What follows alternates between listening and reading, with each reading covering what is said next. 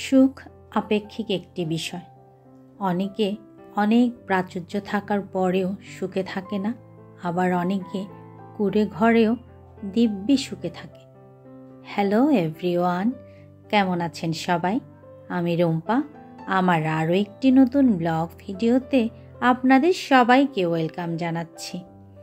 তো সকাল সকাল উঠে আগে প্রথমে লেবু দিয়ে গ্রিন টিটা আমি খেয়ে নিয়েছি। তারপর আমার বর আর আমার ছেলের জন্য নাস্তাটা রেডি করে দিচ্ছি। আমার বর নাস্তাটা খেয়ে চলে গিয়েছে ওর কাজে, তো ছেলেও খেয়ে দিয়ে পড়তে বসে গেছে। আমি নাস্তাটা করিনি, একটু লেট করেই করব।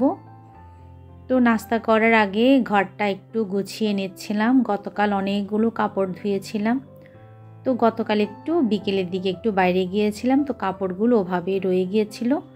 সকালে নাস্তা খাওয়ার পর আগে ওগুলো একটু ভালোভাবে গুছিয়ে জায়গা মতো রেখে দিয়েছি। ঘরটা গুছিয়ে নিয়ে আমি আমার সকালে নাস্তাটাও খেয়ে নিয়েছি। এখন মশলার জারটা রিফিল করে নিচ্ছি। গতকাল রাতে আমি মশলার বক্সটা ধুয়ে রেখেছিলাম, তো দুপুরে রান্নার আগে সব মশলা রিফিল করে নিলাম। তারপর দুপুরে রান্না করতে চলে আসলাম। আর হ্যাঁ, এখনও যারা আমার ভিডিওতে একটা লাইক দেননি তারা প্লিজ আমার ভিডিওতে একটা লাইক দিয়ে আমার ভিডিওটি কন্টিনিউ করবেন। আর যারা নতুন আজকে আমার ভিডিওটি দেখছেন, আমার ভিডিওটি দেখতে দেখতে যদি আপনাদের ভালো লেগে যায় তাহলে আমার চ্যানেলটি সাবস্ক্রাইব করে আমার পাশে থেকে যেতে পারেন। আজ দুপুরের জন্য রান্না করছি একটি ভাজি, বিভিন্ন রকম সবজি মিক্স করে একটি ভাজি করে নিচ্ছি। ভাজিটা আমি বসিয়ে দিয়েছি। আর রান্না করব পাবদা মাছ। পাবদা মাছের জন্য আমি মশলাটা ভালোভাবে একটু কষিয়ে নিয়েছি। তো মশলা কষানোর পর দিয়ে দিলাম মাছটা। আর পাবদা মাছটা আমাদের তিনজনেরই খুবই পছন্দের। মশলাটা কষিয়ে পরিমাণ মতো গরম পানি দিয়ে ঝোলটা দিয়ে মাছটা আমি বসিয়ে দিলাম। আমার গত ভিডিওতে সিরন ক্রিয়েশন এই চ্যানেল থেকে আপু আমাকে প্রশ্ন করেছিলেন, মানি প্ল্যান্টটা এত সুন্দর কি করে রাখো? তো আপুর জন্যই বলছি। আসলে আপু আমার পুরো ঘরটায় মানি প্ল্যান্টে ভরা। আমি খুব যত্ন করি, আর সপ্তাহে একদিন আমি এর পানিটি চেঞ্জ করে দিই। পানির ক্ষেত্রে আমি কি করি, ফিল্টারের পানিটাই ব্যবহার করি। আর মানি প্ল্যান্ট বা ইনডোর যে কোনো প্ল্যান্টসে ফিল্টারের পানিটা ব্যবহার করলে প্ল্যান্টটা নষ্ট হওয়ার বা পচে যাওয়ার কোনো ভয় থাকে না। তো আমার দুপুরের রান্নাটাও শেষ। একটা ভাজি করে নিয়েছি আর একটা ঝোলের তরকারি রান্না করেছি।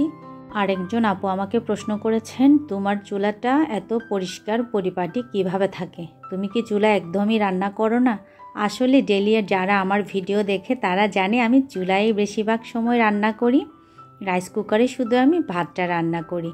আসলে প্রতিবার রান্নার পর আমি চুলাটা খুব ভালোভাবে ক্লিন করে নিই। যদি সকালে নাস্তাটাও বানাই তাহলেও আমি চুলাটা মুছে তারপর আমি দুপুরে রান্নাটা শুরু করি। সুখ আপেক্ষিক একটি বিষয়। এটি এক একজনের কাছে এক এক রকম।